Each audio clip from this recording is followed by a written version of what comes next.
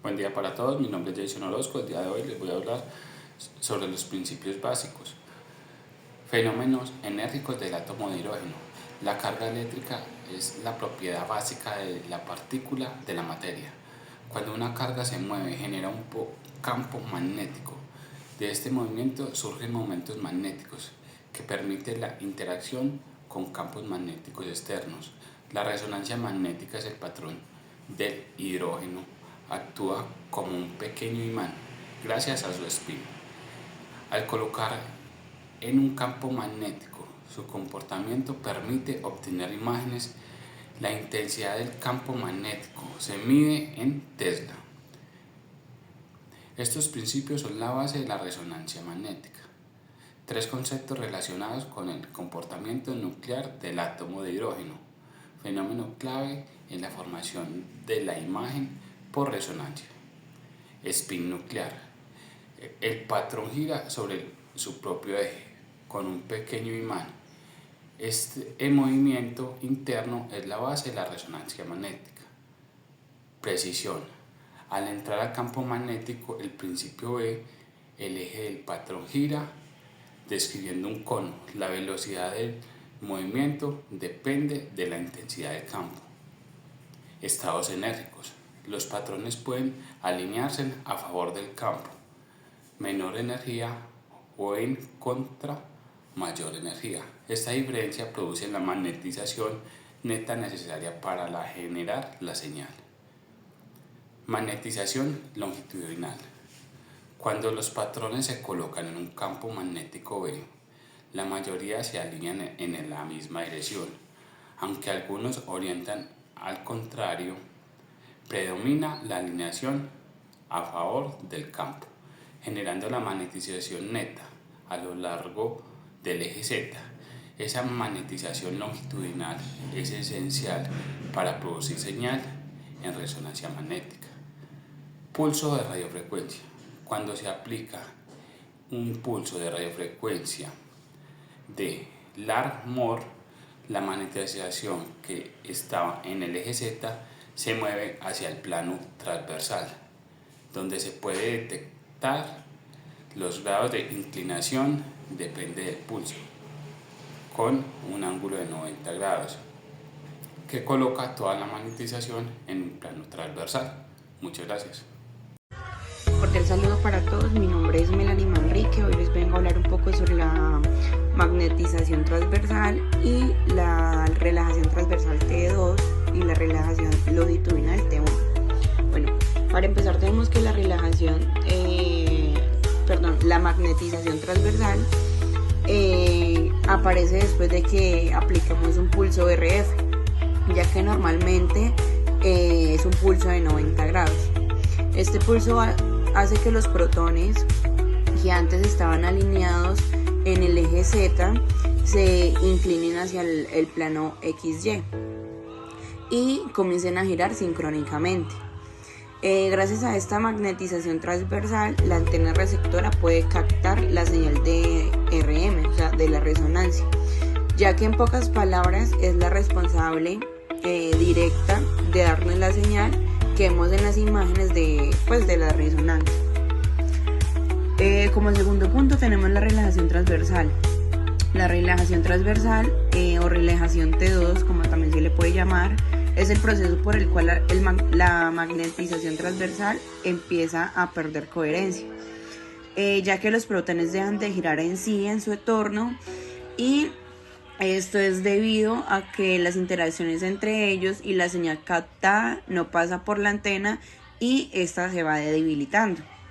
En términos simples, la T2 es la pérdida de la señal en el plano transversal, ya que es rápida y determina qué tan brillante o oscuro se ve un tejido en una secuencia ponderada en T2. Bueno, como por último tenemos la relajación longitudinal T1. Esta relajación longitudinal o relajación también en T1 ocurre cuando los protones vuelven gradualmente a alinearse con el campo magnético principal, que es en el eje Z.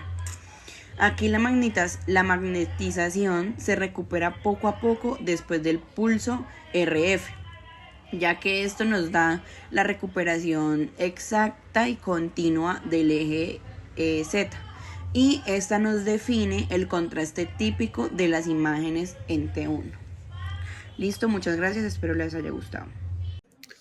Hola, muy buenas noches. Soy Andrés Felipe Giraldo Díaz. Voy a exponer brevemente sobre los contrastes de los tejidos en resonancia magnética.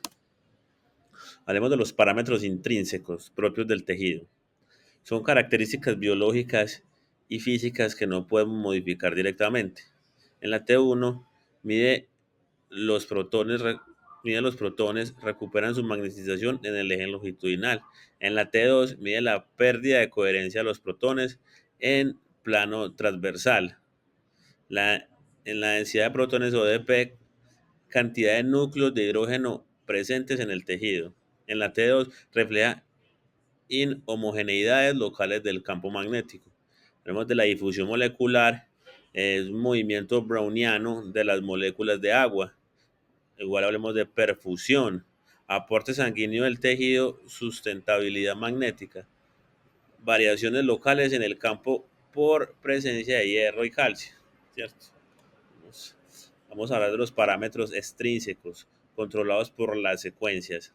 Son los que el radiólogo o el tecnólogo ajusta en el protocolo. En el TR, intervalo entre pulso de la radiofrecuencia, o en la TE, tiempo entre el pulso de la radiofrecuencia y la recogida de la señal. Ángulo de inclinación, flip eagle, grado de rotación de los protones por el pulso de la radiofrecuencia. En la T1, usado en secuencias de inversión, recuperación, o sea, flare. En secuencias seleccionadas, spin, echo, gradient, echo, flare o steer. Potencia del campo magnético, o sea, en campo magnético estático, aunque depende del equipo, influye en el contraste. Uso de agentes de contraste paramagnéticos, utilizamos el gadolinio. Y muchas gracias por la atención. Eso era todo sobre los medios de contraste. Mi nombre es Cristian Gil, estudiante de la tecnología en radiología de imágenes diagnósticas y voy a proceder a explicar la seguridad en resonancia magnética. Entonces, uno de los primeros pasos es la identificación del paciente, verificar nombre completo, edad y número de identificación, confirmar orden médica y tipo de estudio solicitado, corroborar ausencia de alergias y antecedentes clínicos relevantes. Es importante también revisar historia clínica y seguridad, aplicar el cuestionario de resonancia magnética, preguntarle al paciente si posee marcapasos, prótesis metálicas, algún clip de aneurisma, implantes cocleares, válvulas cardíacas, fragmentos metálicos o tatuajes recientes. Se ha sometido a cirugías con material metálico o dispositivos electrónicos. En caso de duda, consultar con el radiólogo antes de ingresar al campo magnético. La preparación del paciente es retirar todos los objetos metálicos y electrónicos, relojes, joyas, piercing, audífonos, gafas, tarjetas, cinturones, monedas, prótesis removibles, cambiarse a bata hospitalaria sin elementos metálicos, asegurar que no lleve maquillaje con partículas metálicas ni esmaltes metálicos. Las indicaciones previas al examen serían, según el estudio, tener un ayuno de 4 a 6 horas si se usa contraste, que sería el gadolini. Hidratación adecuada antes del examen, explicar al paciente la duración del estudio, que sería entre 20 y 50 minutos, y la importancia de permanecer inmóvil. Informar sobre el ruido fuerte del equipo y ofrecer tapones auditivos. Confirmar función renal, una creatinina, una tasa de filtración antes del uso del gadolinio. Explicar posibles reacciones leves, náuseas y calor local. Mantener vía venosa permeable y vigilancia durante el procedimiento. Las restricciones y contraindicaciones absolutas es marcapasos no compatibles con el resonador, clips metálicos o neuromáticos no certificados por el resonador, implantes cocleares o estimuladores neuroeléctricos, y si la paciente se encuentra en embarazo, valorar riesgo-beneficio según sea el caso. Comunicación y acompañamiento, informar al paciente que tendrá un botón de alarma o un medio para comunicarse con el operador, tranquilizar al paciente y responder dudas antes del examen, acompañar y asistir durante la colocación de la mesa del equipo. Esto espero haya sido de gran utilidad este video.